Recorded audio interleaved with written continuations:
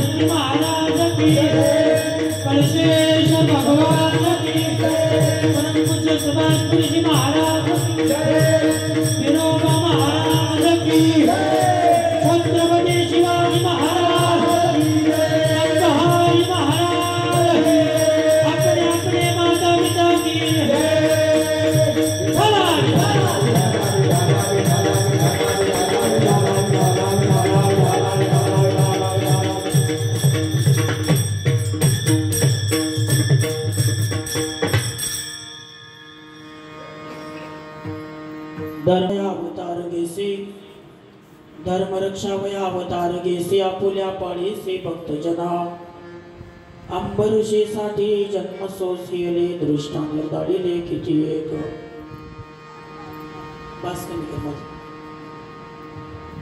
धन्य तुझा कृपा सिंधू मनातील धन्य तुझा कृपा सिंधू मनातील आपुला तो बोल साच करी अंबरुषेसाठी जन्म सोसियले दृष्टाने दाडिले किती एक तुका म्हणे तुझं वर्णिती पुराणे तुका म्हणे तुझं वर्णिती पुराणे होय नारायण दया सिंधू अंबरुषेसाठी जन्म सोसियले दृष्टाने दाडिले किती एक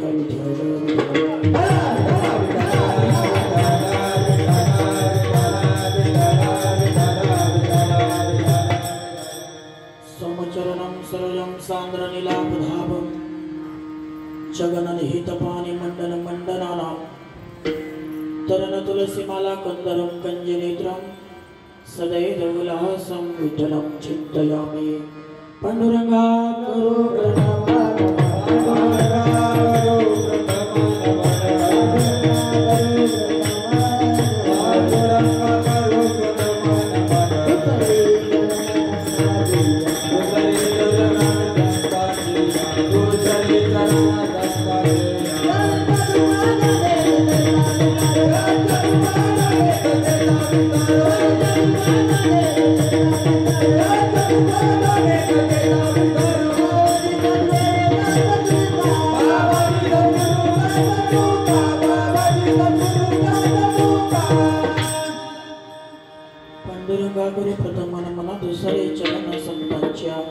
जयांची केल्या स्मरण होई सकल विद्यांच्या विग्रहण तेज बंधू श्री चरण श्री गुरूंचे ते नमस्कार मी आता संपाद्य ज्ञानांश विदाय भक्ती विलोकितो येन समाधी राजा वैराग्यवंतं सुविचारयुक्तं नमामि जोगं श्री सागुरंतं नमामि सद्गुरुं शान्तं सच्चिदानंद विग्रहं पूर्ण ब्रह्म परानंदं ईशमालंदी वल्लभं ओम नमो ज्ञानेश्वराय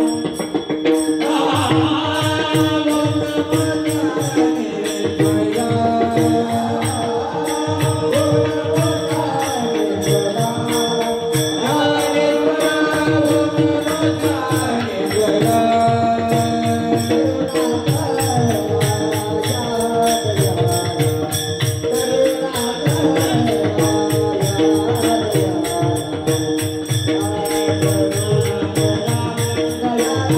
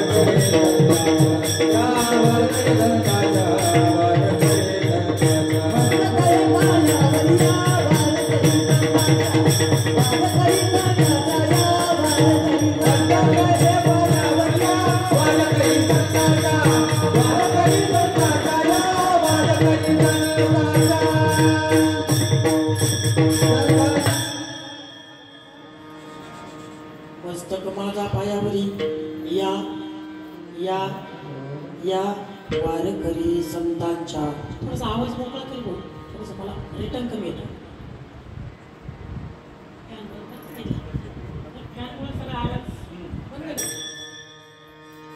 धर्मरक्षा वया अवतार येसी आपुल्या पाळी श्रीमंत जना अंबरशीसाठी जन्म सोसियने दृष्टा निर्दाळी देखील एक मराठी म्हणावा राज्य करणारे ग्रंथ साधू इंद्रायणीच्या काठावर उठलेलं भक्तीचं वादळ महा नंदाने गाभत संप्रदायाच्या विशाल वटवृक्षाला लागलेलं गोंडस फळ म्हणून ज्यांच्याकडे पाहिलं जात्याचे विश्वसम्राट ज्ञानेश्वर प्रिय तुकोबरायांचा अत्यंत महत्वाचा भगवान परमात्म्याचं अवताराचं कार्य वर्णन करणारा अभंग आज आपण कीर्तन पिसेवी करताना वडला विठ्ठला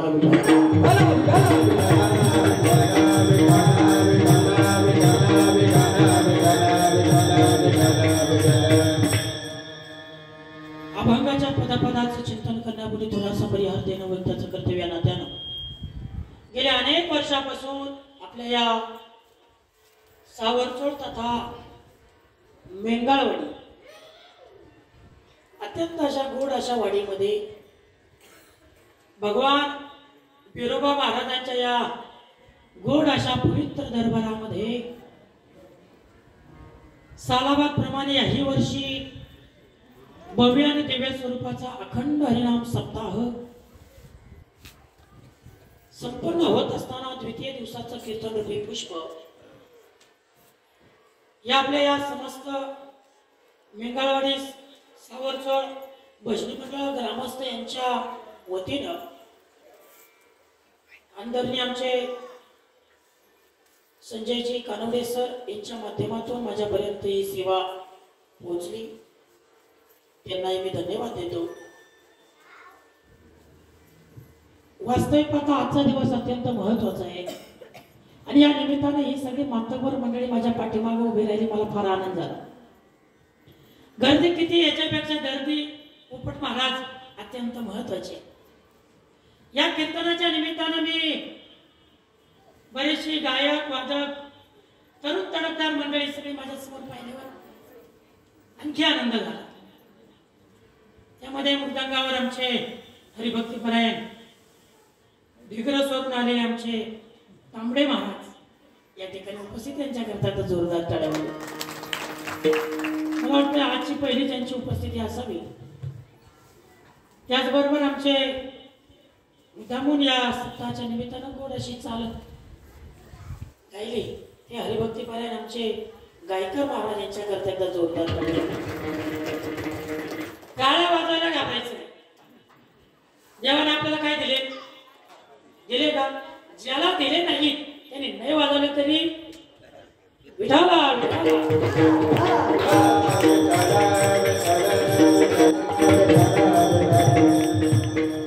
ज्याने प्रथम चाल गायली ते आमचे हरिभक्तीपरायण आदरणीय थोरातजी महाराज यांच्याही करता एकदा जोरदार टाळ्या वाजवा त्यांच्या समवेत महाराजांचा माझा परिचय नाही पण तेही गोड असे साथीसाठी या ठिकाणी उपस्थित आहेत आपल्या सावरचोड गावचं एक जुनं जाणतं वारकरी वैभव आमचे आदरणीय अण्णा म्हणजे कानवडे महाराज या ठिकाणी उपस्थित आहे तरुण तडफदार आपल्या गावचं नाही का अक्षय महाराज असतील आता याच्यामध्ये सगळेच एकनाथ महाराज आहे आदरणीय आमचे कानवडे सर या ठिकाणी परिसरामध्ये नेहमीच आमचे आदरणीय सर या ठिकाणी दोन्ही सर पण विशेषत्वान आदरणीय सरांचा बऱ्याच दिवसापासूनचा आमचा परिचय तुम्हाला नाव सांगता माझं नाव असेल तुकाराम सरांचा माझा जुना परिचय कारण फरगडे सर आणि हे समवेत राहत असताना आम्ही नेहमीच तात्यांचं शिबिर असेल याच्यामध्ये उत्साहानं काय कार्य केलं पाहिजे आदरणीय तुकाराम सरांचं कार्य मी जवळून पाहिलंय आदरणीय आमचे संजयजी कानडे सर असतील सगळ्यात याच्यामध्ये सगळ्यात परिचित सुपरिचित अतिपरिचित आदरणीय बाबा देवाची सेवा करता या ठिकाणी उपस्थित आहे नाही का पोपट महाराज हार्मोनियमवर आहे खासार आमचे महाराज सुंदर असे त्या ठिकाणी शूटिंग करताय गोड अशी सिस्टम ज्यांची लागली त्यांची सुजित दादा करताना जोरदार टाळ्या वाजवा. हॉल म्हटलं का तुमची अडचण होते. हॉल म्हणजे पत्रा म्हटला का त्याला लहरा जातात आणि त्यांना मोकळा आवाज देता येत नाही. पण तरी गोड सिस्टम लावली. तुलाही धन्यवाद दादा. या ठिकाणी माझ्या समोर बरीचशी माध्यमभर मंडळी समोर बसली नाही का. सत्यनिकेतनचे सचिव आणि माजी प्राचार्य आदरणीय टी.एन. कानोडे सर तथा आमचे आदरणीय काका या ठिकाणी उपस्थित आहे नाही का. बरेचसे मंडळी अजूनही परिचित सुपरिचित ज्येष्ठ मंडळी वारकरी मंडळी माझ्या समोर आली. मुळात मावशांना माझ्याकडे 1 तास सोडला. किती किती किती तुम्हाला काय वाटतं किती वेळ घालायला पाहिजे? बोलत चला. तुम्ही बोलले मी बोललो तर कीर्तन.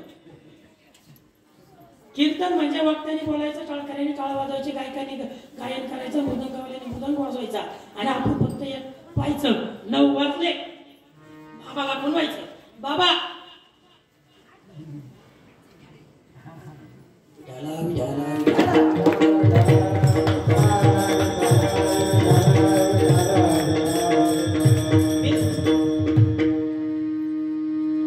एक तास उरलाय फक्त आणि मोकळ्या मनाने आपल्याला सेवा करायची. थोडंसं हसत जायचं. पण ही सगळी मोठी माणसं माझ्या पाठीमागे उभे राहिली. शुभम दादा तर मी पाठीमागे बसतो. थोडी पुढे येऊन बस. अशी इथे समोर या. समोर बसा म्हणजे मला बोलता येईल. आज मुळात रामनवमीचा महान पर्व काळ आहे. या पर्व काळाची सेवा म्हणजे आज सकाळी भगवान परमात्म्याचा जन्म झालाय आणि या जन्माच्या निमित्तानं आपण सगळ्या मंडळींनी भजन केलंय. पण तरीही आजचा दिवस अत्यंत महत्वाचा आहे. या दिवशी कीर्तनकार हा बांधलेला असतो. तसा वास्तविक पाहता सप्ताह म्हटलं पोपट महाराज पहिल्या दिवशी नामपुरा होऊन घ्यावा, उपांत्य दिवशी मागणी पर घ्यावा आणि काल्याच्या प्रसंगाला गवळण द्यावी किंवा काल्याचा अभंग घ्यावा. हा संप्रदायाचा दंड आहे. पण या वारकरी संप्रदायाने 29 उपवास सांगितले. त्याच्यातले 29 पर्व काळांपैकी 24 एकादशी, बारदुने 15 दिवसाला एक एकादशी, बारदुने हा म्हणते बाबा 24 बरोबर आहे त्यांचं. या वयाची तपासणं म्हणजे याच्यापेक्षा वेगळं काय पाहिजे?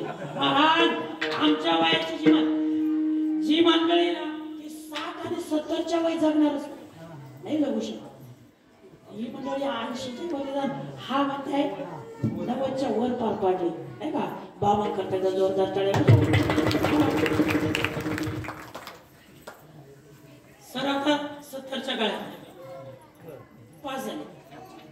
मुळात अभंग ज्यांचा निवडलाय ते जगन्मान्य तुकोबार आहे. कोण जगन्मान्य तुकोबार आहे? अरे ज्यांच्या नाव जरी घेतलं तर यमदूताचे चालता कापत होते. तुकारामा तुकारामा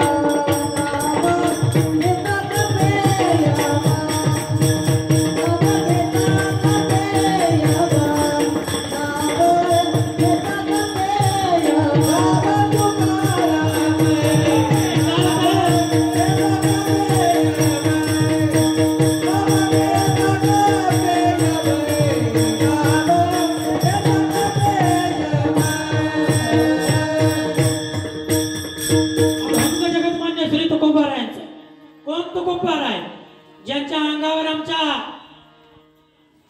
एका मातेनं गरम उकळतं पाणी टाकलं पण जगतमान्य श्री तुकोबारांना एवढाही चटका बसला नाही. ते सहन करण्याची ताकद फक्त आणि फक्त भगवान परमात्म्यानं केली. ते जगतमान्य श्री तुकोबार आहे. कोण तुकोबार आहे? ज्या तुकोबारायांनी आपल्या वह्या इंद्राणीच्या डोहात बुडवल्या पण जशाच्या तशा वर तशा लाह्या तरंगाव्या तशा तरंगाव्या. ते जगतमान्य श्री तुकोबार.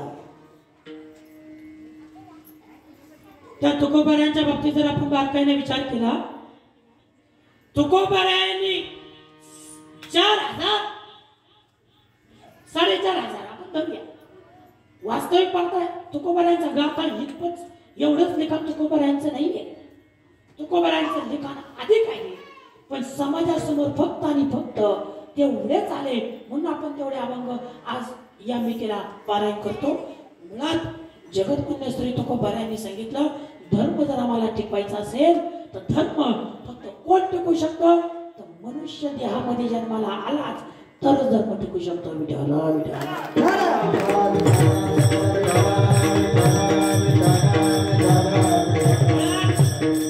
मानवी देह मिळणं दुर्लभ आहे. 84 लक्ष योनी फिरून मग मानवी देह आहे. त्यातही जर यदा कदाचित पाप आणि पुण्य समान झालं तर मनुष्य देह जन्माला येतो. नाही झालं तर पुन्हा एकदा 84 लक्ष योनी.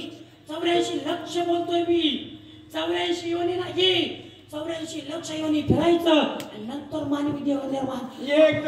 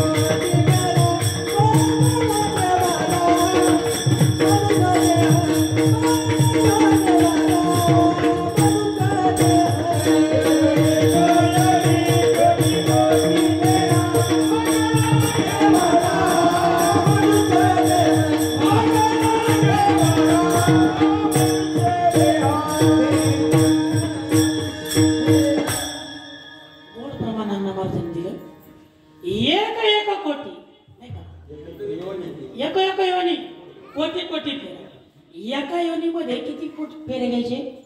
किती किती कोटी. जर एवढं मिळून सुद्धा मनुष्य देह जर आपल्याला मिळालाय, कळाला का? कळाला का? मनुष्य देह मिळालाय, कळाला नाही. दादा पुढे सांगतो, तोच मनुष्य देह मिळालाय पण संतांची आपल्याला भेट होईलच याची काही शाश्वती का? सज्जन माणूस आपल्याला मिळेलच, भेटेलच हे सांगता येत नाही. तुकाराम सर मला समजावून सांगा, यदा कदाचित या सावरचोळ गावामध्ये, कळस गावामध्ये, अकोले तालुक्यात, सावरचोळ अकोले तालुक्यात, संगमेश्वर तालुक्यात तसं एरिया अकोले तालुक्याचा गेलाय. संगमनेर तालुक्यात जर आपल्याला संत शोधायचा म्हटलं, सज्जन शोधायचा म्हटलं तर किती दिवस फिरावं लागेल? किती दिवस फिरावं लागेल? जन्म गेला तरी तो संत भेटणार. मग महाराज म्हटले, बहु अवघड आई संत भेटे. मुळात संत भेटणं दुर्लभ आहे. मनुष्य देव भेटणं दुर्लभ आहे आणि देवाची भेट तर दुर्लभच आहे. पण देवाची भेट होणं जरी दुर्लभ असलं तरी माणसं धर्माने वागत नाही.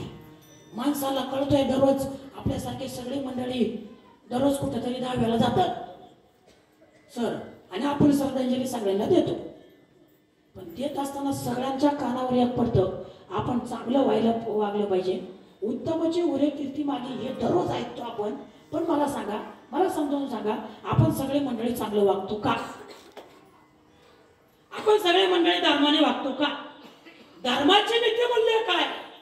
मुळात या जगाच्या पाठीवर माणसं मंदिरात सुद्धा माणसं चांगली वागत नाही. हो याही पुढे सांगू का?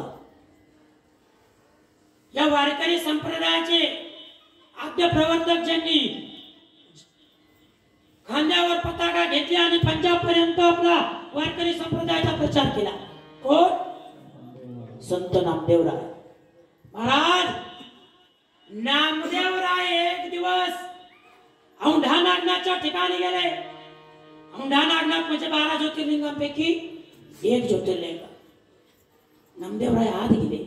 आत गेल्याबरोबर महाराज सगळ्या समाजाला कळलं नामदेवराय आले, संत आले, सगळे मंडळी जमा झाली. हो तुकाराम महाराज जमा झाले, पोपट महाराज जमा झाले, सगळे मंडळी जमा झाले. मृदंग वाजवायला लागला, कीर्तन सुरू झालं. आईनाचं रंगात आलं कीर्तन, इतकं रंगात आलं, इतकं रंगात आलं. 4 त्या गावातले टवाळखोर आले. महाराज, ओ महाराज, बंद करा कीर्तन. बंद महाराजांची म्हटले काय अडचण काय कीर्तन बंद करा म्हणजे नेमकं काय बंद करा म्हणतोय ना करा बंद जमत नाही आम्हाला साखराबाई आणायची कळलं साखराबाई म्हणजे आम्हाला नाच गाणं करायचं इथं तुमचं कीर्तन चालणार म्हणजे का त्या काळात असं होतं असं नाही आजही तीच परिस्थिती आहे जर यदा कदाचित आमचं ठरलं यात्रेच्या दिवशी आम्हाला कीर्तन करायचं 4 जण म्हणणार ओ महाराज दररोजच कीर्तन ऐकतो आम्ही आम्हाला कोण आणायचे एकनाथ महाराज मुळात मग नामदेवरायांनी संगीत ठरवलं की आम्हाला पुढं कीर्तन करता येत नाही ना पण तो देव जर यदा कदाचित आमच्या प्रसन्न असेल ना आम्ही मंदिराच्या पाठीमागं काय करू कीर्तन करू मग नामदेवरायांनी कीर्तन चालू केलं मंदिराच्या पाठीमागं आणि जे मंदिराच्या पाठीमागे कीर्तन असं रंगात आलं आणि पुढे देव आला आणि देव नाचायला सुरुवात झाली नाचता नाचता देवाचा नाचता नाचता देवाचा गळला पितांबर नाचता नाचता देवाचा नाचता देवाचा नाचता नाचता देवाचा गळा पितांबर इतका गोड वातावरण होतं महाराज नामदेवराय पुढे कीर्तन करताय देवाने भगवान परमात्म्याने विटेवर उचलून यावं कटेवर हात ठेवावे आणि नाचायला सुरुवात करावी इतकं गोड कीर्तन महाराज त्या कीर्तनामध्ये श्रोतेची मंडळी बसली होती ना ही सगळी दंग झालेली होती हे सुद्धा काळाबाद होत त्या कीर्तनाचा रंग असा पडलेला होता त्या कीर्तन एकदा चालू झालं देवाचा नाच पण नाचा नाचा असा नुसता नाचत नाही तो पूर्णपणे बेभान होऊन नाचतो त्याचा पितांबर गळायला लागला मग वाटतं सांगितलंय हे देवा अरे तुझा पितांबर गळाला रे सावध होई देवाचे बोले कबीर सावध होई देवाचे बोले कबीर नाचता नाचता देवाचा नाचता नाचता देवाचा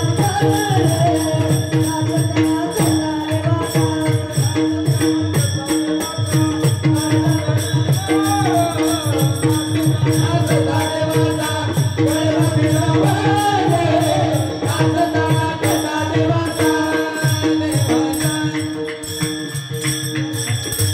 देव समोर नसतो कोणत्याही कीर्तनात जर आपण बारकाईने पाहिलं तर देव स्वतः येत असतो का भगवान परमात्मा नाचत असताना महाराज पण नामदेवरायांना काळजी वाटली अरे मी भगवान परमात्म्याकडे मन लागाने आता जर यदा कदाचित देव पुढे राहिलाय देवळाची तोंड तिकडे राहिलाय देवाच्या पाठी आपण कीर्तन करतोय मंदिराचं दिशा तिकडे आहे कीर्तन पाठीमागं करतोय पण काय ताकद नामदेवरायांची महाराज देवळाचं काय झालं फिरलं फिरविले देऊळ जागा माझी गाठी वा वा, क्या बात आहे. फिरविले देऊळ जागा माझी गाठी फिरविले देऊळ जागा माझी गाठी फिरविले देऊळ जागा माझी गाठी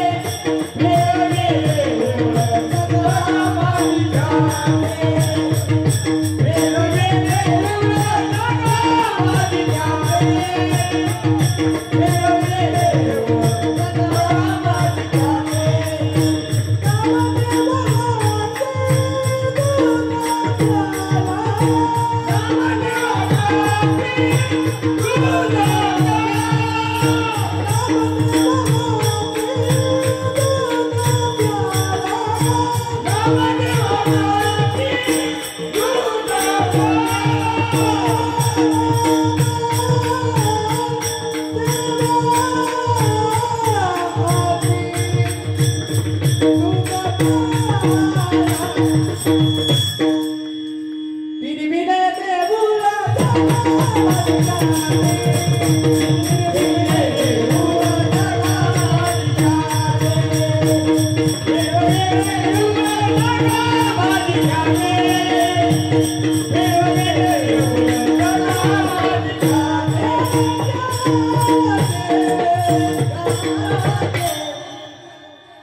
ताकद महाराज आमच्या नामदेवरायांच्या कीर्तनामध्ये होती. आजच्या एखाद्या महाराजांनी ठरवावं सर कीर्तनामध्ये आवाज साधा माईक इथून घुसवायचं इथं म्हटलं तरी शक्य होत आजच्या कीर्तनकाराला. आजच्या कीर्तनकार महाराज काल परवा मी त्या सुजीतच्या गावात गेलो. काय त्या लोकांना कीर्तन आवडलं आणि कीर्तन आवडल्याबरोबर एक जण माझ्याकडे धावत आला तुकाराम सर आणि आल्याबरोबर तो म्हटला महाराज इतकं छान कीर्तन झालं. पोपट महाराज इतकं छान कीर्तन झालं. महाराज एक काम करा एक काम म्हणजे काय एवढी फक्त गावाची गोण तुमच्या बरोबर घेऊन जा. गावाची गोण घेऊन जा म्हटलं आपल्या काही अडचण आहे गाव. महाराज म्हटलं टाका गाडी. त्याने एक हजार मस्तपैकी छानपैकी गव्हाची गोण टाकली. घरी आलो. आता घरी आल्यावर कमीत कमी गोण मी काढायला पाहिजे का नाही. भेटले का नाही फुकटच्यांना मारत तर मला काय उचलला एक आमच्या कासा भला डेप पहिलवान आला होता. त्याला म्हणलं भाऊ एवढी गोण आत टाक रे. त्याने अशी गोण अशी एका हातात धरली. अण्णा महाराज तुमच्या काळात त्या काळात पोत्याला कवळी मारणारी माणसं होती. आता 25 किलोची साखरेची गोण जर कारखान्यावरून आणायची पाळी आली तर यदा कदाचित संजय सर आता ती गोणी सुद्धा उचलत नाही. महाराज असा तो बलाढ्य होता. त्याने असं एका हातामध्ये ती गोण उचलली 50 किलोची आणि घरामध्ये घेऊन चालला. मी त्याला म्हणलं काय भाऊ काय पहिलवान आहे काय ताकद आहे शुभम. हा वा इतकं ताकद आहे म्हटलं एका हाताने.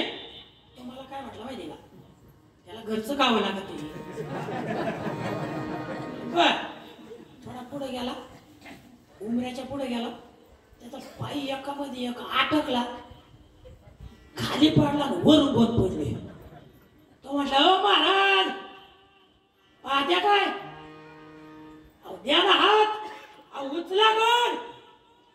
त्याला म्हटलं बाहेरचं खावं लागत महाराज. प्रत्येकाचा अधिकार वेगळा आहे. कोणाचा अधिकार कसा सांगता येत नाही. तसा आमच्या नामदेवरायांचा अधिकार जर यदा कदाचित देवळाचं तोंड फिरवण्याचा असेल पण अधर्माने वागणारी माणसं जर देवळात येऊन कीर्तन बंद करत असतील आणि सांगत असतील यदा कदाचित तुमचं कीर्तन बंद करा आम्हाला साखराबाई आणायची तर इथं अधर्म आला. आणि धर्माने वागणाऱ्या माणसांना नेहमी त्रास देणारी अधर्मी माणसं या जगामध्ये जास्त झाल्यामुळं भगवान परमात्म्यानं या अधर्माचं खंडन करण्याकरता भगवान परमात्मा अवतरला आले. महाराज अभंगाच्या पहिले हरे वरक्षवया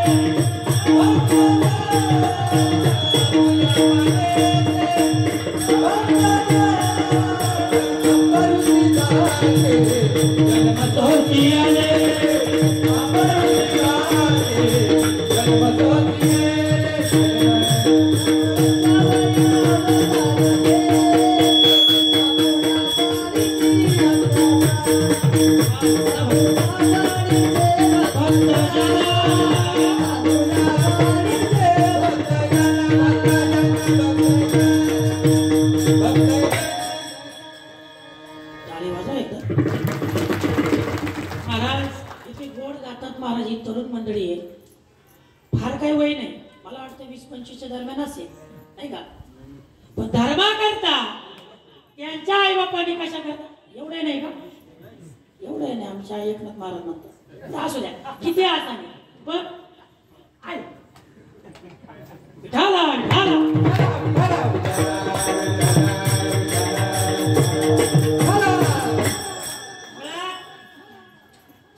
आई वडील इकडं पाठवतात हे विशेष.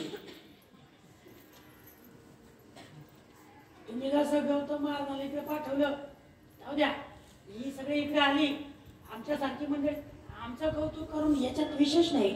पण तरणा भाग्यवंत नटे हरी कीर्तनात तरुणांनी इकडे आलं पाहिजे. महाराज फार अवघड अवस्था आहे. इकडे आलं पाहिजे म्हणजे कीर्तनकारच झाला पाहिजे, गायकच झाला पाहिजे, वादकच झाला पाहिजे ही माझी संकल्पना नाही. यदा कदाचित तो फार काही नाही तो मालकरी झाला पाहिजे याही मताचा मी नाही. पण यदा कदाचित या वाटेवर जर चालला तर धर्माने जर चालला तर यदा कदाचित तो व्यसनी नाही झाला तर आपला धर्म टिकवल्याशिवाय राहणार. छत्रपती शिवाजी महाराजांचा आपण बारकाईने विचार केला तर छत्रपती शिवाजी महाराजांच्या गळ्यामध्ये तुळशीची माळ नव्हती, जरी कवड्याची माळ होती. जर आपण बारकाईने विचार केला आतापर्यंतचे जेवढे जेवढे राजे होऊन गेले त्या सगळ्या राजांनी बाया नाचवण्याचं काम आतापर्यंत आपण केलेलं पाहिलेलं दिसतंय. पण या पृथ्वीवर एकच राजा असा होऊन गेला की बस त्या मातेचा, त्या आईचा, त्या बहिणीचा सन्मान करण्याचं काम आणि फक्त छत्रपती शिवाजी महाराजांनी केलं. या जगाच्या पाठीवर जर आपण पाहिलं तर ही सगळी राजे जरी धर्माला अनुकूल असले पण अधर्म त्यांच्याकडून झाला. पण या जगाच्या पाठीवर फक्त माझा छत्रपती आणि संभाजी महाराज तो छावा पिक्चर जर पाहिला तर आज एवढ्या छोट्या छोट्या मुलांच्या डोळ्यातून अश्रूच्या धारा येतात. कारण 40 दिवस माझा संभाजी महाराज फक्त धर्माकरता जगले. का महाराज तुम्ही फक्त धर्म बाटल्या, माझी मुलगी तुम्हाला द्यायला तयार आहे. पण संभाजी महाराजांनी सांगितलं माझा जीव गेला तरी चालेल पण धर्म बदलणार नाही. कारण धर्मावर निस्सीम प्रेम फक्त माझे छत्रपती आणि संभाजी महाराजच करू शकतात. आपण करू शकत आपण का करू शकत नाही. पण मला कधी कधी वाईट वाटतं. फार काही नाही, तुम्ही मला पाकिट देऊ नका महाराज, पण तुम्हाला मी कळकळीने सांगतो आपण धर्माकरता कमी पडणारी सगळी मंडळी कमी पडतोय. का कमी पडतोय मला माहिती नाही. ज्याचा त्याचा धर्म ज्याचा त्याला प्यारा. मुस्लिम समाज जर असेल तर त्यांनी त्याचा धर्म पाळला पाहिजे. तो जर नमाज पठण करत असेल तर त्यांनी करावा. का करू नये, करावा. पण आपल्या हिंदूंच्या पोरांना जर बारकाईने विचारलं आपल्या हिंदूंचा धर्मग्रंथ कोणता, बाळा तू शाळेत जाते, शाळेत जाते कितवीला आहे, 7वीला. आपल्या हिंदूंचा धर्मग्रंथ कोणता, काही काळजी करू नको, तुला नाही. मी 11वी 12वीला प्राध्यापक असताना शिकवत होतो. अहो मी त्यावेळेस त्या मुलांना विचारलेला प्रश्न आहे, अरे बाळांनो हिंदूंचा धर्मग्रंथ कोणता. 12वी सायन्स आर्ट्स कॉमर्सच्या तिन्ही कारण कॉमन लेक्चर माझा असायचा. एकाही विद्यार्थ्याला सांगता आलं नाही का हिंदूंचा धर्मग्रंथ श्रीमद भगवद्गीता आहे. शकांती काय महाराज.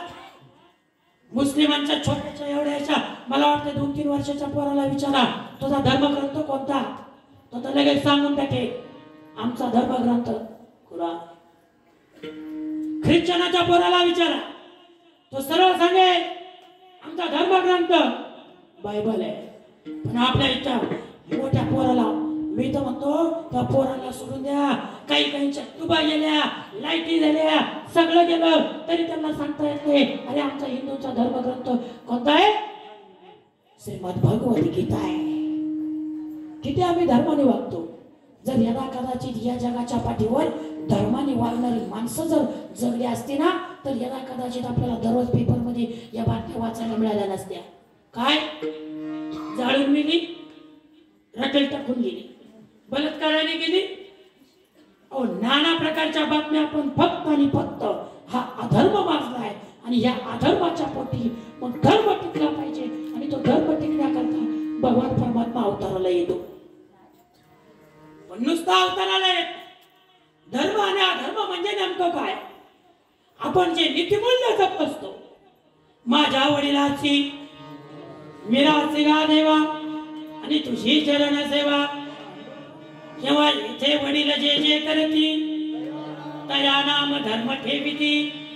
आमच्या वडिलोपार्जित जी परंपरा आतापर्यंत चालत आली ना, ती परंपरा आम्ही अजून जोपासायचं काम नुसती जोपासत नाही. शास्त्र म्हणेल ते सांगावे, ते तर राज्यही तृण मानावे. शास्त्र सांगताय ना सत्य बोला, तर सत्य बोललं पाहिजे. पण आम्ही सत्य बोलतो का हो? दिवसभरात मला प्रामाणिकपणे सांगा का आम्ही या दिवशी पूर्णपणे 24 तासामध्ये सत्य बोललो?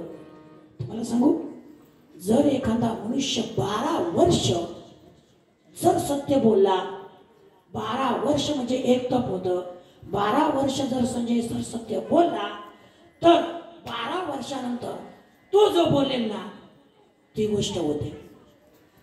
माझ्या भरोसा तुमचा आहे का सोनू माझा?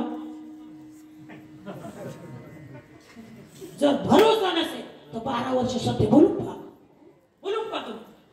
आणि 12 वर्षानंतर मला भेटा, चालेल ना? अहो चालेल का महाराज? आमचा 1 मिनिट सुद्धा सत्य बोलल्याशिवाय जात नाही. आम्ही सत्य बोलतच नाही. मुळात जर यदा कदाचित या जगाच्या पाठीवर पापा देती अनुमोदन कळती हेळण संतांचे. एकनाथ महाराजांनी सांगितलं, या कलियुगाचं महिमाने, या कलियुगामध्ये पापाला अनुमोदन देणारी माणसं आपल्याला भरपूर भेटतील. बरीच माणसं मला भेटतात नाही. माझा अनुभव सांगतो महाराज, इतकं आम्ही चांगलं बघतो महाराज. रात्रंदिवस कीर्तन करतो, रात्रंदिवस आम्ही कीर्तनाला जातो, समोर बसतो, चांगलं चांगलं ऐकतो, सगळं चांगलं करतो, आई वडिलाची सेवा करतो, सगळं त्यांना जिथं तिथं देतो.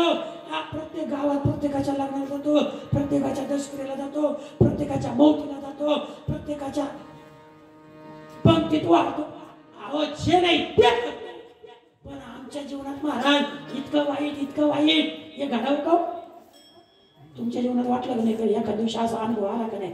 आमच्या गळ्यात माळ आहे असं वाटलं काही तुकाराम सर? इतकं चांगलं मी वागतो तरी माझ्या जीवनात असं का?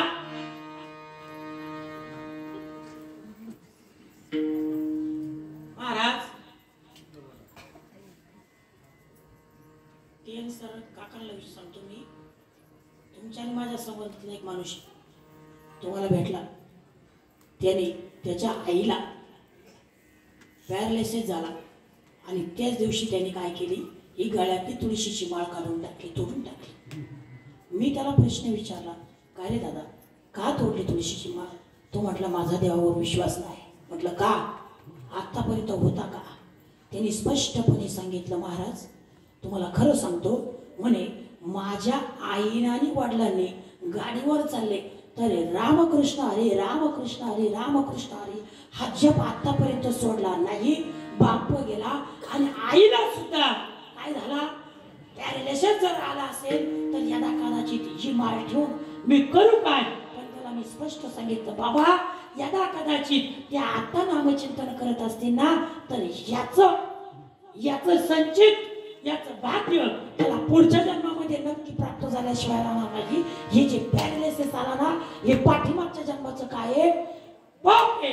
आणि यदा कदाचित आमच्या जीवनामध्ये आम्ही जे नित्य कर्माने वाईट कर्म करतो ना, तेच पाप आम्हाला इथंच फेडून जावं लागतं. जे तसं कर्म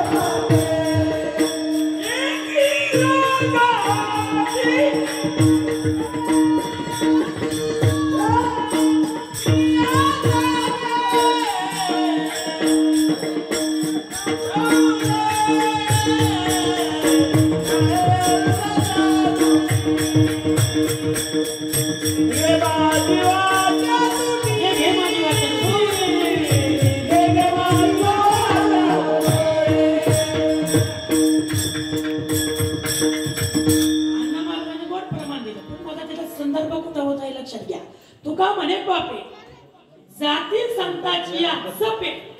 आमचं पाप जात ते कशामुळं? संतांच्या जपामुळं. पण आम्ही ज्यावेळेस कर्म करतो ना, ती कर्म केले, कर्म झाले, त्याची भोगा आले. मग माणसं म्हणतात, महाराज तुम्ही जे कर्म केले ना. बरीच माणसं अशी असतात महाराज, मी माझ्या लहानपणी पाहिलं, काही काही माणसं इतकी श्रीमंत होती, इतकी श्रीमंत होती, आदरणीय सर, इतकी श्रीमंत होती, ती अजूनही तिथं जे, आणि गरीबाच्या पोराला या 2 घास खायची पंचायत होती ना. आज तो पोरगा पुण्यात 4 फ्लॅट, मुंबईत 4 फ्लॅट, 2-4 गाड्या, अशा पद्धतीने झाला महाराज. त्या काळातली श्रीमंत माणसं. आणि आज काय झाली? कर्म काय होतं? माणसाचं कर्म काय येतं पोपट महाराज? आडवं येतं. आणि माणसं कुठं येतात? खाली येतात. म्हणून जीवनामध्ये फार काही नाही. धर्म काय याच्यापेक्षा एकच आमच्या शाळेमध्ये कविता शिकवली जायची. तुम्हालाही शिकवत होते, आम्हालाही शिकवत होते. इथं सगळे शिक्षक मंडळी माझ्या समोर आहे. फार काही नाही. धर्म काय कोणता? एकच धर्म, एकच शिकवला जात होता. तो फक्त खरा काय होता? गोड चाल म्हणायची. खरा तो एकची धर्म जगाला. यांना शिकवली जात होती. तुम्हालाही शिकवली.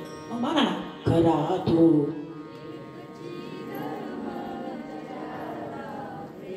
आवाज येतो ना मला असं मोठ्याने म्हणू ना. खरा तो एकची.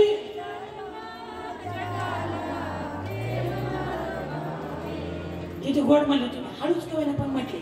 खरा तो एकची आणि जगाला काय अर्पायचं? काय अर्पायचं? कोणाला काय अर्पायचं? नक्की ना. आपण जगाला प्रेम देतो का? प्रेम देतो का? खरं सांगा. जर आपण प्रेमाने बोललो तर समोरचा सुद्धा प्रेमाने बोलेल ना. पण आम्हाला प्रेमाने बोलता येतो. वा विठाला विठाला.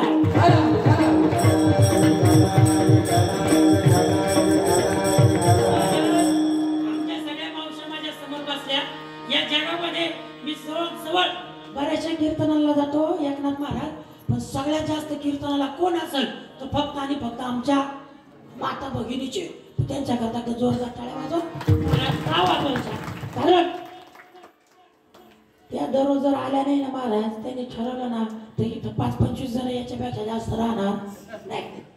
खरा धर्म त्यांना कळतो. आपल्याला कळतो का खरा धर्म? खरा तो एकच. उद्यापासून सगळ्याला प्रेम नक्की ना. महाराज जेशी तेव्हा देशी, आईचा असशी. उदाहरण या जगामध्ये घेण्या देण्याची पद्धत आहे. जर तुम्हाला दिलं, आज मी इथं आलो, कीर्तन केलं, घेतलं, मी द्या नका तू हा. पण तुम्हाला सांगतो, घेतल्याशिवाय दिल्याशिवाय जगामध्ये प्रेम वाढत नाही. कारण हे सगळे याच्यावर आले महाराज. आणि प्रेम वाढायचं असेल, साखर आणली शेजारून तर परत जर वाटीभर साखर आणली आणि परत शेजारची साखर नेऊन देऊ नका बरं. चांगलं बोलत तुमच्याविषयी ती, चांगलं बोलत. वा तिने साखर नेली, तिलाच ठेवली, बरं झालं. चांगलं बोलत. चहा पावडर नेली, चांगलं बोलत. महाराज दिल्या घेतल्याशिवाय माणसाचं प्रेम वाढत नाही. पण द्यायचं आणि घ्यायचं नेमकं काय?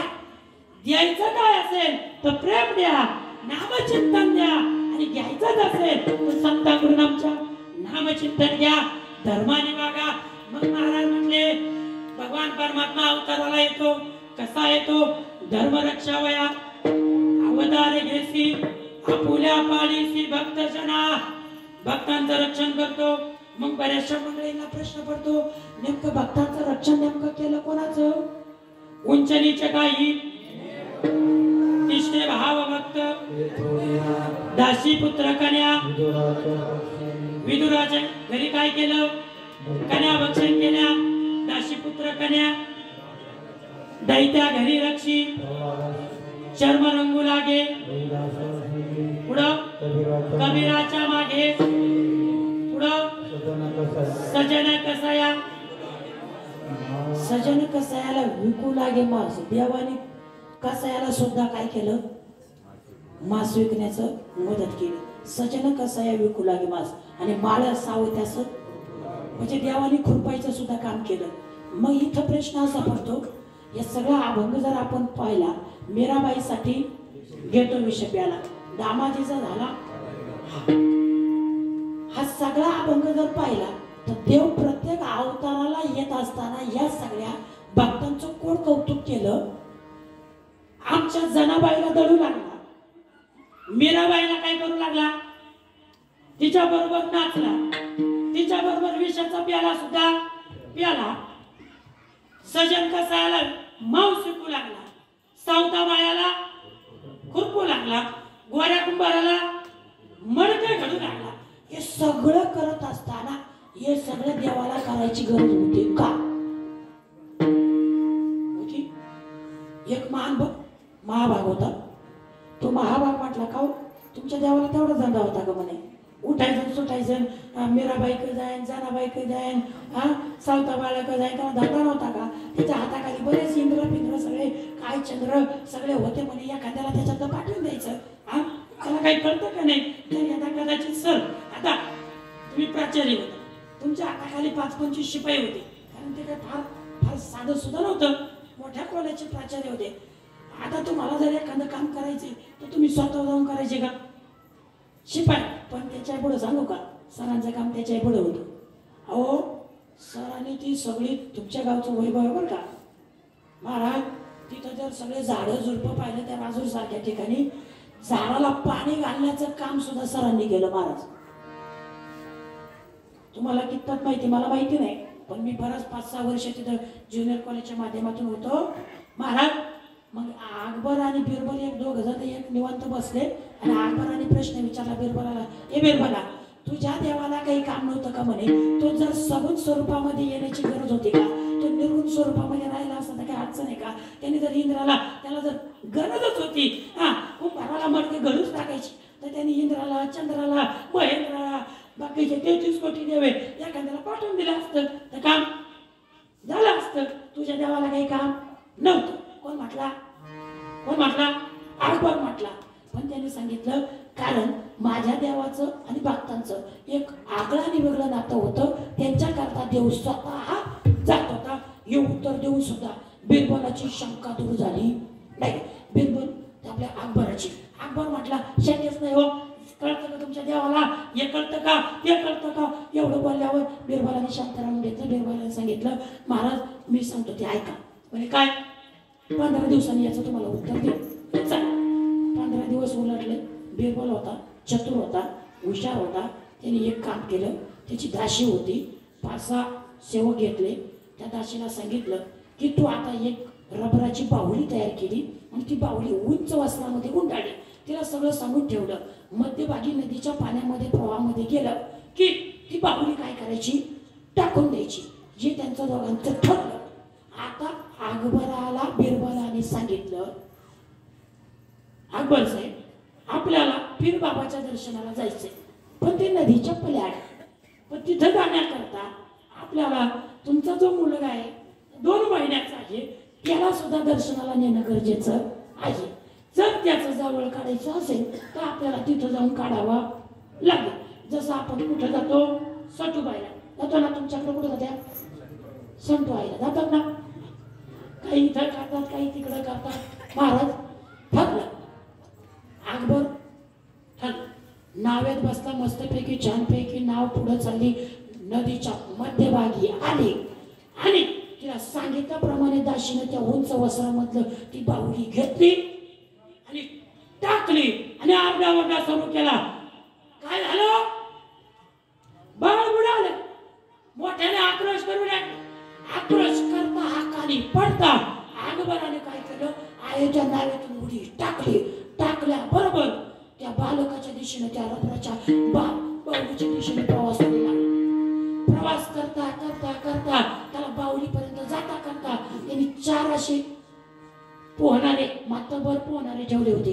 ते 4ही आतमध्ये सोडले. बिरबलाने सांगितलं बादशाला आणि बाहुलीला बाळाला वर घेऊन या. दोघांनाही वर आणलं. पण यांनी माझ्या मुलाला काही झालं का नाही हे पाहण्याकरता जवळ गेला. उंच वस्त्र होती, ती उंच वस्त्र अशी बाजूला केली. बाजूला केल्याबरोबर त्याच्या निदर्शनात आलं की ही माझं बाळक नसताना ही रबराची बाहुली आहे. आता बाकी अकबर म्हणजे तो कोण होता? राजा होता. राजा रागवला कोणावर? बिरबलावर. बिरबला तुला कळतं का? तुला काही पडतं का? हे योग्य आहे का? असं आहे का? इतका रागवला सगळे हसायला लागले. त्यांनी विचार केला मी राजा आणि मला हसण्याची ताकद सगळ्यांची झाली. म्हणजे नेमकं काय झालं? मग बिरबलाने आठवण करून दिली. अकबर राजसाहेब तुम्हाला आठवतंय का 15 दिवशी तुम्ही म्हटले होते तुझ्या देवाला काही कळतं का? हे सगळ्यांना दररोज उठवतो, परत सगळ्या जनाबाईला पीठ गळीतो, सगळीकडे इकडं गोरबाला मडके काढायला जातो, चोकोबाची हाडं गोळा करायला जातो. मग नेमकं तुझा देव सगळ्यांकरता येतो कसा? अहो तुम्ही जसं त्या नावेतून उडी टाकली ना म्हणजे कशा करता? तुमच्याकडे 4-5 सेवक होते.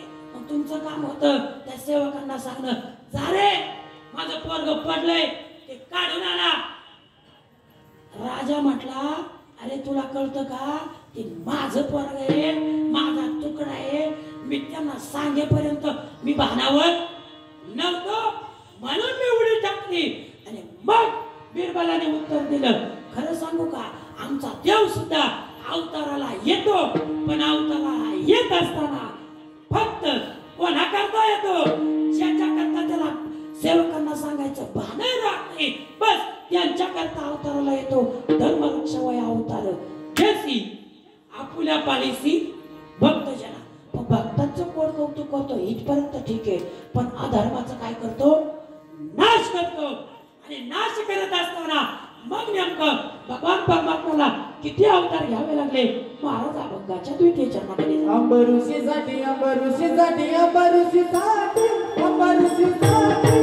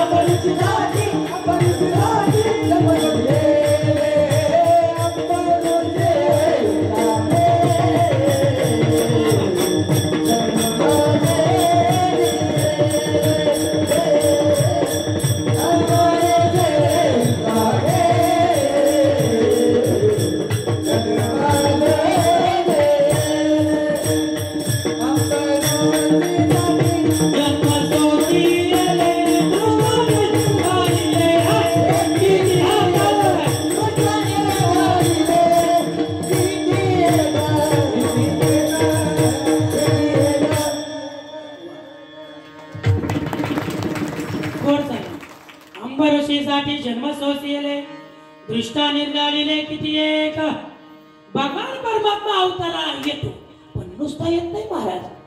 धर्माचं रक्षण करतो आणि अधर्माचं पहा अधर्मांचा नाश करतो. नुसता नाश करत नाही, त्यांच्याकरता अंबऋषीसाठी म्हणजे भक्ता करता 10 अवतार धारण केले.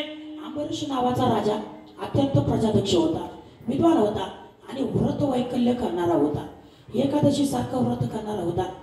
पण आपण किती उपवास करतो याच्यापेक्षा एकादशी करत असताना उपवास या शब्दाचा अर्थ कितपत लोकांना कळलाय हे मला माहिती नाही.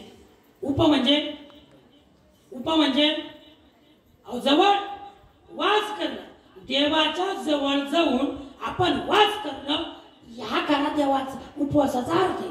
पण आम्ही उपवासाचा अर्थ एकच केलाय, फक्त आणि फक्त उपवास असला की आदल्या दिवशी मला सांगायचं उद्या उपवास, मग आदल्या दिवशीच कचून म्हणतो आज उपवास आहे, म्हणतो आज उपवास आहे. सकाळीच मस्तपैकी खिचडी, भगर, झिरक, पापड्या, खजूर अजून परत राहते.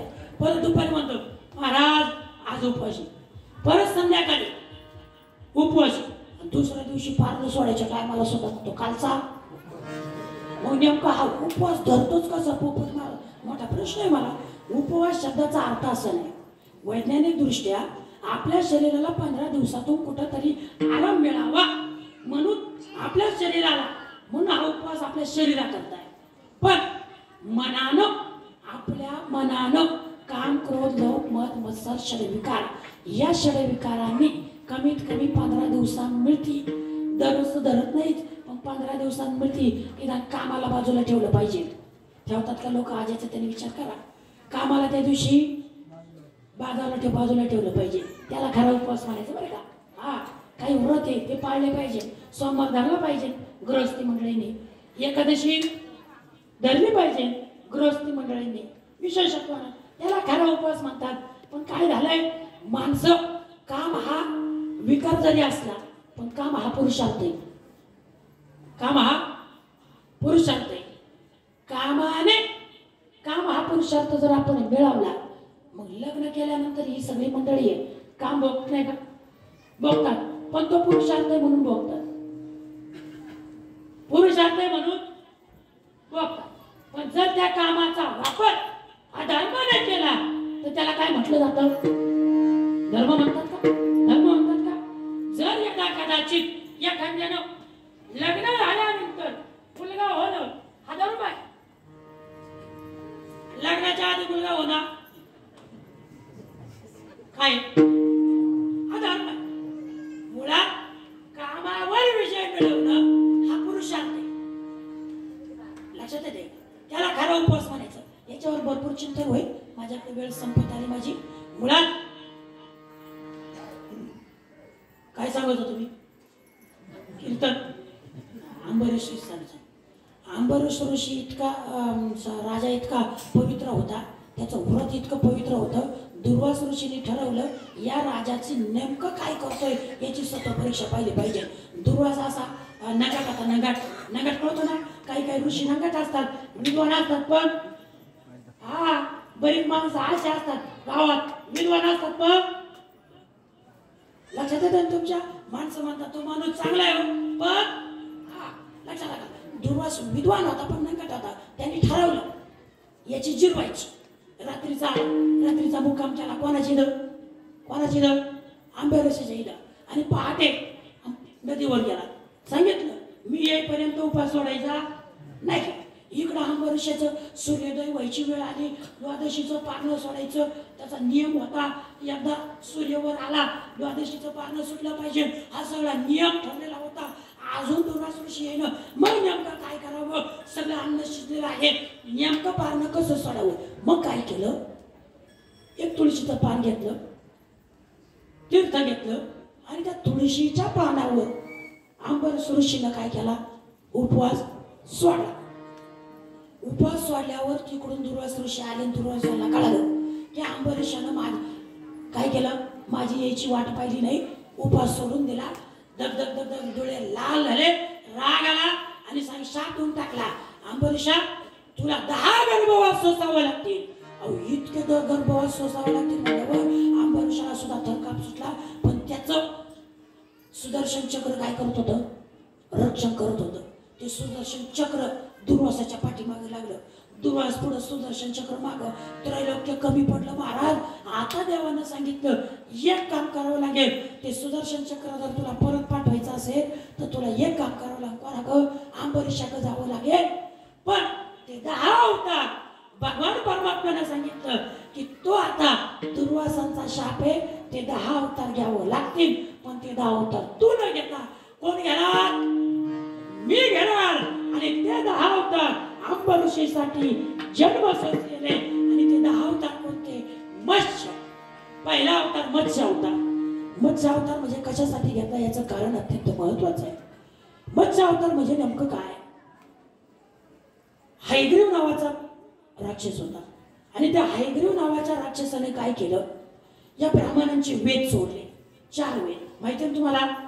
ऋग्वेद, यजुर्वेद, सामवेद, अथर्ववेद हे सगळे वेद चोरले.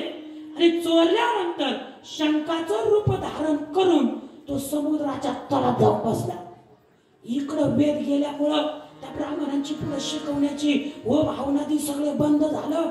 सगळं बंद झाल्यानंतर हाकार झाला. सगळं राक्षस मारले. आता नेमकं काय करायचं? देवांनी प्रार्थना केली विष्णू भगवान परमात्म्याला, हे देवा काही करा पण ते वेद तुम्ही आणा. असं म्हटल्याबरोबर देवाने काय केलं? मत्स्य अवतार धारण केला आणि स्वतः समुद्राच्या तळात गेला. आणि हयग्रीव नावाचा जो राक्षस आहे ना त्याचा वज्रप्राय दातांनी त्याचा वध केला. आणि ते वेद होते ना, ते वेद काय केले? वर घेऊन आले. पण याच्यामध्ये महत्वाची गोष्ट, अत्यंत महत्वाची एक आहे. त्याचा वध केला इथपर्यंत ठीक आहे, पण नुसता त्याला वध करून त्याला वरदान सुद्धा दिलं. काय वरदान दिलं? तो शंखाच्या रूपाने त्याचं धारण केलं ना, तो शंख माझ्या हातामध्ये शोभून दिसेल हे वरदान त्याला दिलं. आणि आजही भगवान परमात्म्याच्या हातामध्ये आपल्याला शंख दिसतो का नाही? शंख. महाराज तो हयग्रीव नावाचा राक्षस होता. हा मत्स्य अवतार वेद सुरक्षित केलाय. दुसरा अवतार कच्छ अवतार. कच्छ अवतार म्हणजे काय? कासवाचा अवतार. कासव म्हणजे नेमकं काय? दानवांचं देवाचं युद्ध झालं. तुम्ही म्हणा यांचं युद्ध होतं किती वेळा नेमकं? महाराज आपल्याकडे सुद्धा युद्ध होतं. कोणाचं? पाकिस्तान आणि कोणाचं? भारताचं. होतं का नाही? होतं का नाही? होतं. दानवांचं देवाचं युद्ध होतं. तसं आपलं त्यांचं युद्ध होतं. युद्ध होत असताना दानव थोडेसे काय राहतात? रागीट राहतात. बऱ्याच गावांमध्ये काय असतात? तो कोणाला ऐकत? 10 लोक इकडे सज्जन येऊ द्या आणि एकटाच कोणी येऊ द्या. महाराज त्यांनी ठरवू द्या यांची बांडी पाडायची. 10 सज्जनांना एकटा पुरवतो. एकटा. महाराज ते राक्षस होते. राक्षसांनी सगळ्या देवांचा काय केला? निपात केला. आता देवांना विचार पडू लागला आता नेमकं काय करायचं? तर देव सगळे भगवान परमात्म्याकडे गेले आणि देवाला सांगितलं. मग देवाने याला एक गोष्ट सांगितली. म्हणजे एक काम करा, याच्यावर एकच पर्याय. काय? समुद्राचं मंथन करा. मंथनामध्ये जे अमृत येईल ते अमृत सगळ्या देवांना द्या. ठरलं. मेरू पर्वताचा काय केली? रवी केली. त्या रवीला घुसळण्याकरता दोरी पाहिजे. दोरी. वासुकी नावाचा सर्प घेतला. शक्तीकडून देव झाले, तोंडाकडून राक्षस दानव झाले आणि घुसळण चालू झालं. घुसळता घुसळता आमच्या मावशा सुद्धा घरी ताक घुसळतात ना. मग त्या रवीनं घुसळता घुसळता वर काय येतं? काय येतं? काय येतं? खाली काय राहतं? खाली राहतं टाकरा. म्हणजे असा आणि सारवर येतं. घुसळताना समुद्राचं मंथन होत आहे आणि मग त्याच्यातून एक एक रत्न बाहेर पडायला. आपण सगळे मंडळी ऐकतो ती रत्न सगळ्यांच्या पाठी. कुठं? लग्नात ऐकतो आपण. ऐकलं तुम्ही? हा दुसरं मंगल आपण म्हणतो का नाही? लक्ष्मी कस्तूब पारिजात सुरा. सुरा म्हणजे काय? लक्ष्मी पहिली निघाली. मग ती लक्ष्मी घ्यायची कोणी? दानवंत पहिले पळाले. लक्ष्मी मिळायची म्हटल्यावर दानवांना पहिला आनंद होतो. हा, बऱ्याच गावांमध्ये सुद्धा दानवांना पहिला आनंद होतो. कुठं लक्ष्मी दिसली.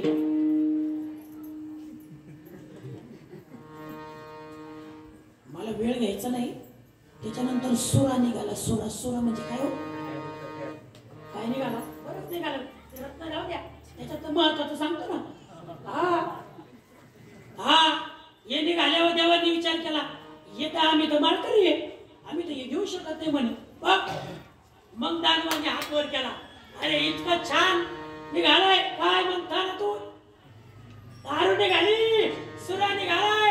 आणि जर हे निघाल्यानंतर दानव पहिले पळायला लागले. बऱ्याच वेळा असं होतं, महाराज आता मध्यंतरी त्या नाशिकवरून कुठं चालली होती, पुण्याच्या दिशेने ती गाडी सगळी अख्खी भरलेली होती. कशानं? सगळे बॉक्सच्या बॉक्स मधून त्या गणऱ्या मार्गे त्यांनी कट मारला आणि कट मारल्याबरोबर ती गाडी पुढे येऊन पलटी झाली हो रात्रीची. ते ब्रँड मला माहिती नाही. महाराज अख्खेच्या अख्खे ब्रँड सर खाली पडले. रात्रीतून अख्खी गाडी लंपास झाली. एवढे राहणार तिथं जमाला. प्यावं तर कुणी, प्यावं तर कुणी, प्यावं तर कुणी, तुम्ही बोल. महाराज अख्खे दानवांनी ती दारू पिऊन टाकली. मग नंतर अमृत निघालं. अमृत देवांनी प्राशन केलं. सगळी रत्न निघाली. सगळ्यांच्या सगळी पाठ आहे. पण त्या ठिकाणी ती पृथ्वी, तो मेरू पर्वताचा घुसळण करत असताना तो मेरू पर्वताचा भार तिथं सुरू होईना आणि पृथ्वी रसातळाला चाललेली आहे. भगवान परमात्म्यानं कश्य अवतार धारण केला आणि आपल्या पाठीवर या पृथ्वीला असं तरवून ठेवलं. कश्य अवतार, तिसरा वराह अवतार, हिरण्यक्ष नावाचा राक्षस. त्या हिरण्यक्षाने काय केलं? ती अशी पृथ्वी काखेत मारली. साधा सुद्धा नव्हता तो. पृथ्वी काखेत मारणे इतका राक्षस बलाढ्य होता. काखेत मारली, तळात चालला, पाताळात चालला.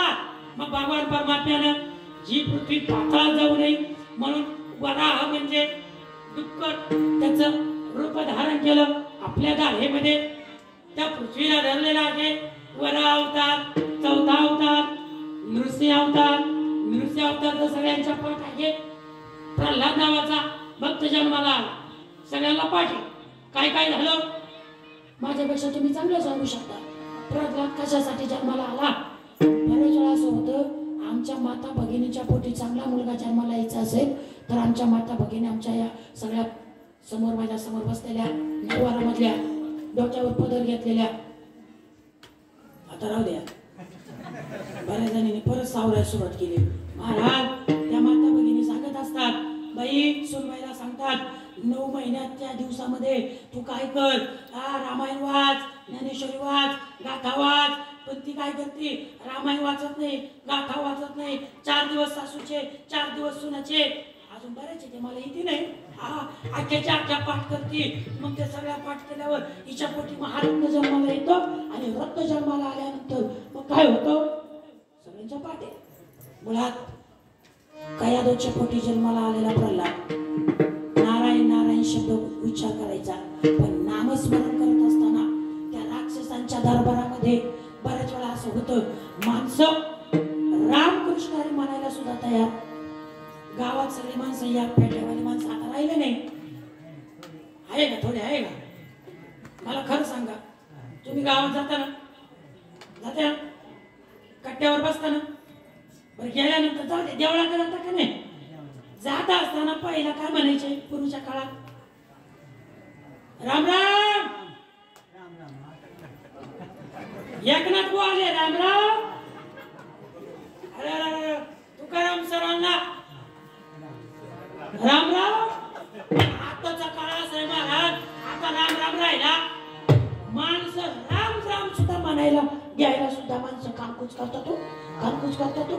त्या हिरण्यकशिपूच्या राजामध्ये ठरलेलं होतं, एकालाही देवाचं नाव घ्यायचं नाही. हे ब्रीद हिरण्यकशिपूचे हे ठरलेलं असताना सुद्धा महाराज असं ठरला ना, प्रल्हाद नावाचा मुलगा जन्माला आला आणि प्रल्हाद म्हटला, अरे कुठं देव नाही, सर्व घटी राम देह देही जगदु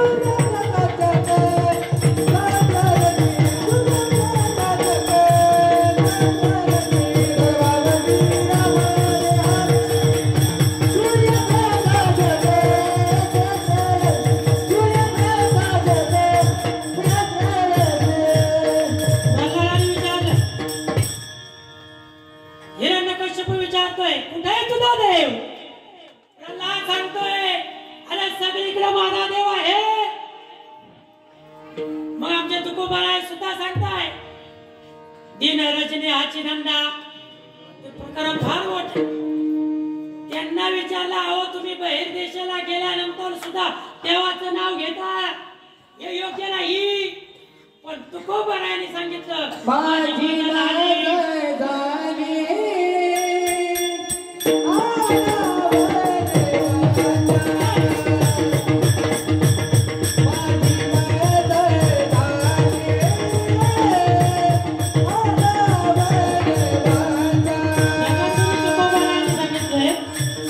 माझी बोल झाली अनावर वाचा आणि छंद या नामाचं घेतलं गोड गायन आपली वेळ प्रल्हादाने सांगितलं कुठं जाऊ हिरण्यकश्यपू म्हटलं या खांबाला आहे का इथं बसलेल्या या खांद्याने मला विचारावं या खांबात देव आहे मी सांगतो आई या खांबात देव फक्त त्यांनी या खांबाला लाथ मारून दाखवली. हिरण्यकश्यपू होता त्या हिरण्यकश्यपूने लाथ मारली. दृश्य भगवान परमात्मा उत्पन्न झाले.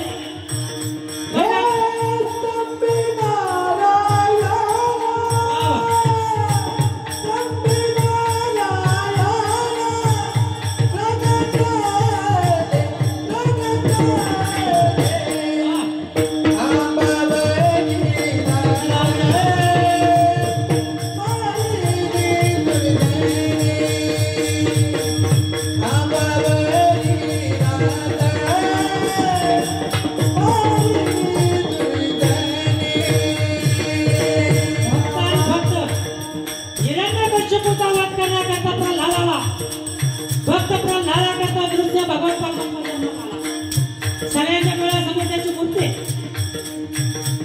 रात्री नको दिवसा नको मान टाकून नको देवाकून नको हात जबराय मनुष्याचं घातलं रुपये हात राखून नको शस्त्राकून नको नख वाढलेले विदीर्ण केलेले दृश्य भगवान परमात्म्याचा अवतार झाला.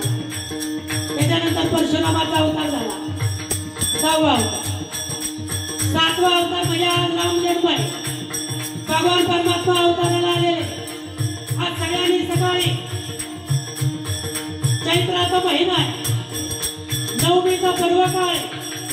दिवसाचे 12 वाजलेले. दशरथाच्या पोटी कौशल्याच्या पोटी भगवान परमात्माला अवतीर्ण होणार आहे. तिथे अवताराला यायचा कालावधी कौशल्याला भान राहिलेलं नाही. ज्यावेळेस दशरथ कौशल्याला विचारतोय ना हे कौशल्य तुझे डोहाळे सांग आज आमच्या मातेनं जर विचारलं बाई तुझे डोहाळे सांग आमच्या माता भगिनी सांगतात मला चिचा खावाशा वाटतं मला माती खाऊशी वाटते. महाराज या आमच्या महाराष्ट्राचा राजा छत्रपती शिवाजी महाराज जिजाऊच्या पोटी जन्माला येण्याच्या अगोदर जिजाऊ मातेंना प्रश्न केला काय तुमचे डोहाळे. जिजाऊंनी सांगावं घोड्यावर स्वार व्हावंच वाटतं पाठीला तलवार युद्ध करावंच वाटतंय 10 लटकवलेले. आमच्या कौशल्याला विचारावं कैकेयीला विचारावं कैकेयीने काय सांगितलं हे सगळ्याला न्याय ज्येष्ठाला वनवास द्या आणि माझ्या पुत्राला गाडी द्या राजदरबार. सुमित्रेकडे गेले कौशल्याकडे गेल्यानंतर कौशल्याला विचार कौशल्य सांग तुझे डोहाळे काय. कौशल्याला भान नव्हतं. कौशल्य समाज अवस्थेमध्ये वशिष्ठांना बोलावून घेतलं. ते विचारलं हिला तो भान नाही काय अवस्था आहे. मग वशिष्ठांनी खरं सांगू राजा अरे तुझ्या पोटी सर्वसाधारण जन्माला येणार तुझ्या पोटी जन्माला येणारा फक्त या जगाचा बाप आहे. या जगाचा पोषित आहे. धर्माचं पालन करणारा प्रभू प्रभू रामचंद्र तुझ्या पोटी जन्माला येणार. भगवान प्रभू रामचंद्र दुपारच्या 12 वाजता जन्माला आले. कशा काय? रावणाचा वध केला. रावणाने सुद्धा तुकाराम महाराज वर मागितलेला होता. काय? मला या मनुष्य देहातून मरण नको. मला ते देवतेकडून आलं तरी चालेल. म्हणून भगवान परमात्म्याला राम रूपामध्ये यावं लागलं. सगळ्याला पाहते. त्याच्यानंतर राम अवतार झाला, बौद्ध अवतार झाला. आता कलियुगी आणि आता पुढं कलियुग अवतार निर्माण.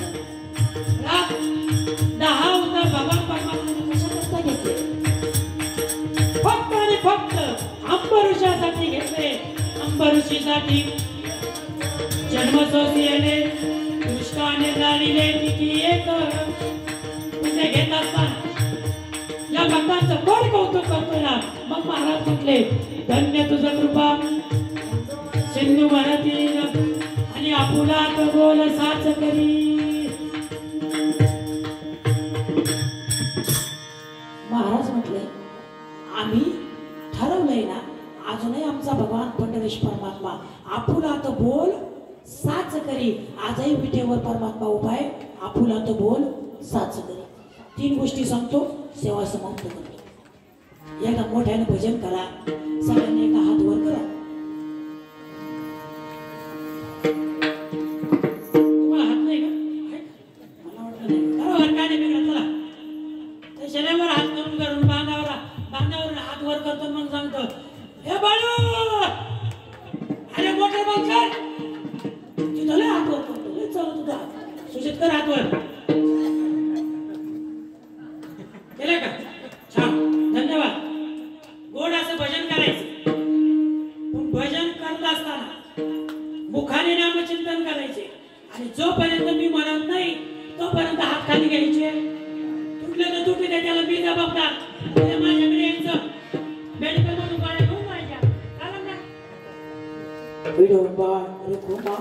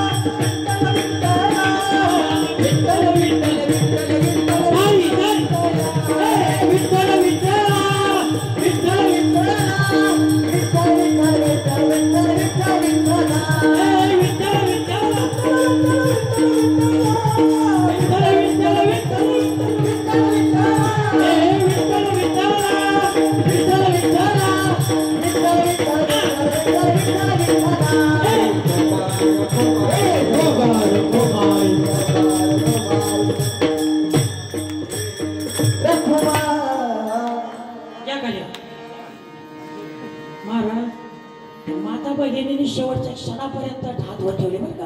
हा विठला विठला विठला.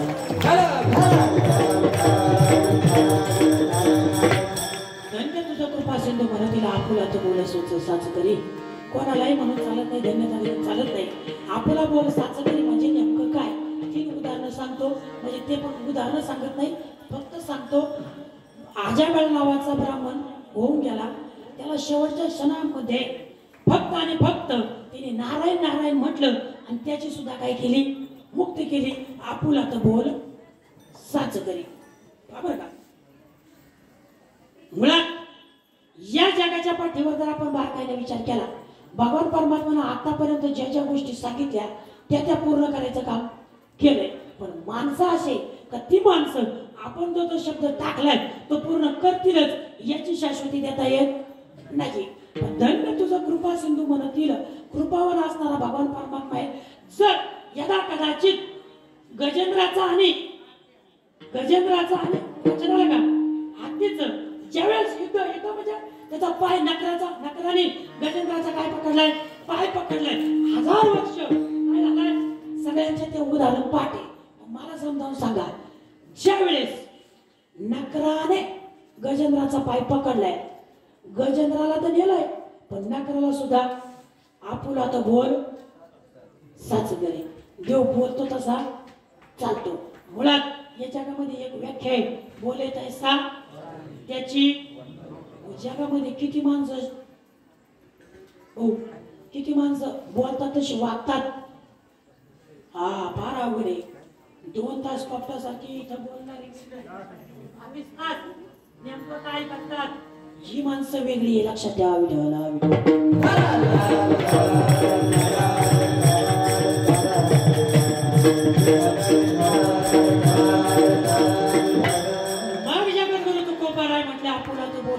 खरी पण करत असताना त्याचं वर्णन तुकोबाराने सांगितलं. 18 शास्त्र करतात अभंगाचं शेवटचं. तुका तुझा वर्णिती पुरा दे, तुका वर्णिती पुरा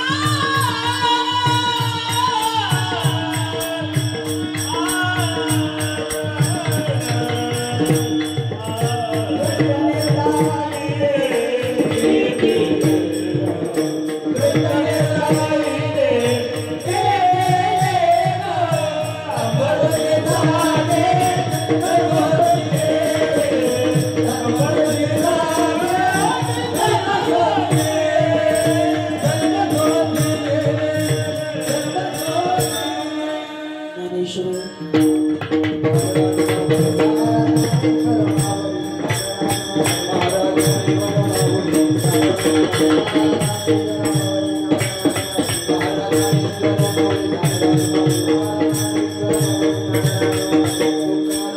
भरपूर आहे.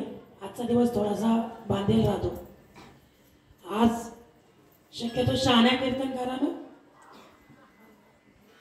नियमात बोललं पाहिजे, धर्मावर बोललं पाहिजे, किंवा जी चाकोरी ठरवून दिलेली आहे त्याच्या बाहेर न जाता इतर दिवशी मोकळं बोलता येतं. म्हणजे काय फार विनोदच केलं म्हणजे कीर्तन असतं असं नाही. शास्त्र काय म्हणतं याच्यावर आपण बोट ठेवून सगळ्या मंडळींनी कीर्तनाचा हा सगळा अभ्यास करत असतो. मुळात भगवान परमात्मा जर धर्माकरता जर अवताराला येत असेल तर अधर्म असल्याशिवाय भगवान परमात्मा अवताराला येत नाही. मग आपल्याला जर धर्माने वागायचं असेल, नीतीने वागायचं असेल, चांगलं वागायचं असेल त्याला धर्म म्हणतात. याच्यापेक्षा काही नाही. खरा तो एकची धर्म. आणि तो जर जगाला आपण चांगल्या पद्धतीने चांगलं बोललो, चांगलं वागलो तर भगवान परमात्मा आपल्याकरता आपले सगळे पुढचे गर्भवास आपल्याला इथंच काय करेल, बंद करण्याची ताकद सुद्धा भगवान परमात्मा आपल्याकडून करून घेऊ शकतो. पण त्याच्याकरता आपण धर्माने वागलं पाहिजे, सत्य बोललं पाहिजे. सगळ्याच गोष्टी जर आम्ही धर्माने केल्या तर आमचं कल्याण झाल्याशिवाय राहणार नाही. म्हणून पवित्र अशा या रामनवमीच्या पूर्व काळावर गोडासी या विरोबा महाराजांच्या या पवित्र दरबारामध्ये गेल्या अनेक वर्षापासून, पाठीमागे बऱ्याच वर्षापूर्वी 7-8 वर्ष झाली असतील त्याला, त्यावेळेस येणं झालं. वरे अण्णा महाराज गावामध्ये येणं झालं. ही सगळीच मंडळी परिचित, सुपरिचित, अतिपरिचित आहेत. कारण हे सगळ्या मंडळींचा माझा सहवास कळसला ही सगळी मंडळी येत असतात. आदरणीय सरांचा तर आहेच प्रश्न नाही, पण सगळ्या मंडळींची पाईपलाईन आमच्या घरापासून आहे. सगळं पाणी आमच्याकडून तिथून येत आहे. सतीशरावांची म्हणजे तुमच्या आईला सगळा ग्रुप असेल मला वाटतंय. आमच्या घरापासून लक्षात ठेवा. काहीला माहिती, काहीला माहित नाही. हा भाग वेगळा म्हणून सांगतो. बरेच मंडळी येतात, आल्यानंतर चहा प्यायला नक्की या, नाही का. सगळ्यांना धन्यवाद. गोडा समृदंग आमच्या तांबडे महाराजांनी गोडा समृदंग वाजवला, त्यांनाही धन्यवाद. गायकर महाराज, तरुण तडफदार, आदरणीय आमचे थोरात महाराज यांनी गोड चाल गायली. सगळं सेवा दोन्ही आमचे महाराज नाही का, त्यांनाही धन्यवाद. सगळं मग अण्णा महाराज असतील, आदरणीय आमचे सर्व समस्त सगळ्यांना पुनश्चदा धन्यवाद. आमच्या कासारदादाला धन्यवाद. सुजित दादाला विशेषतः धन्यवाद नाही का. सगळ्यांच्या चरणी पुनश्चदा नतमस्तक होतो. ज्यांनी गोड निमंत्रण दिलं. काय होतंय दररोजचे ओरडणं, तसा आवाज हे नाही, बसच चाललाय, तोंडही आलंय, सगळ्या गोष्टीला अडचणी होतातच. पोपट महाराज नाही का. आदरणीय आमचे संजयजी कानोडे सर यांच्या माध्यमातून आपल्या सर्वांचा दर्शनाचा लाभलेला योग आपण सर्वांच्या चरणी पुनश्चदा ही सेवा समर्पित करतो. बिरोबा महाराजांच्या चरणी, माझ्या गुरुवारांच्या चरणी, हा बालक प्रभुदा बोली वाकडा चुका पावले ते चोरदा करून मावले विजय जेवी. काही माझ्या मुखारविंदातून काही अपशब्द गेले असतील तर ते माझ्या बुद्धीचे दोष समजा, ते परत करा. आणि जे बरोबर असेल ते नक्की गुरुवर्या मारुती बाबा कोरेकर जोग महाराज वारकरी शिक्षण संस्थेच्या सर्व गुरुवारांच्या आधी माझ्या मातापित्यांच्या चरणी, गुरुवारांच्या चरणी सेवा समर्पित करून याच ठिकाणी सेवेला पूर्ण विराम. पण 2 मिनिटं. आज रामनवमी आहे. तुकोबरांचा अभंग आहे. तुका आणि राम याचा करता एकदा भजन करूया. तुकाराम